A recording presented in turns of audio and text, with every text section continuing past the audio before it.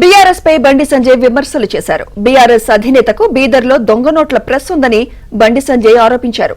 ఎన్నికల్లో దొంగ నోట్లు పంచారని బండి సంజయ్ విమర్శించారు. బీఆర్ఎస్ హయాంలో తెలంగాణ అప్పుల పాలైందని బండి సంజయ్ ఆగ్రహం వ్యక్తం చేశారు. ధనిక రాష్ట్రం అప్పులైంది కానీ ఒక కుటుంబం మాత్రం ధనికులైపోయిన వాళ్ళు.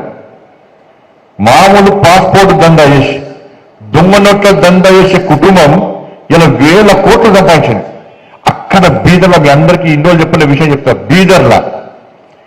బీదర్లా ఇదే టీఆర్ఎస్ పార్టీ అగ్రనాయకుడికి ప్రింటింగ్ ప్రెస్ ఉండేవారా. నాకు మొన్న ఢిల్లీలో ఒక పోలీస్ ఆఫీసర్ కలిసాడు.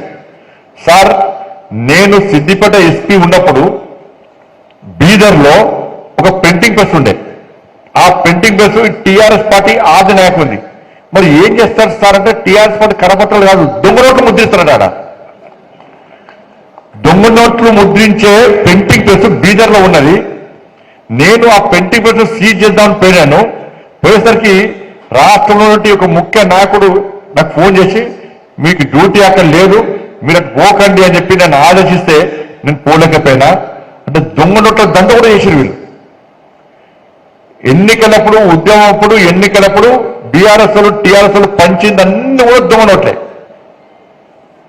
మరి ఆ నోట్లు అప్పుడు ఎట్లా వెళ్ళిన అప్పుడు దొంగ నోట్లు మనకు తెలియదు, కొత్త వాళ్ళకు పాత. వాళ్ళ ఎక్స్పర్ట్స్ మనం అంతా ఖర్చు పెట్టిన తీసుకున్నా కానీ పంచిన అన్ని దొంగ నోట్లే.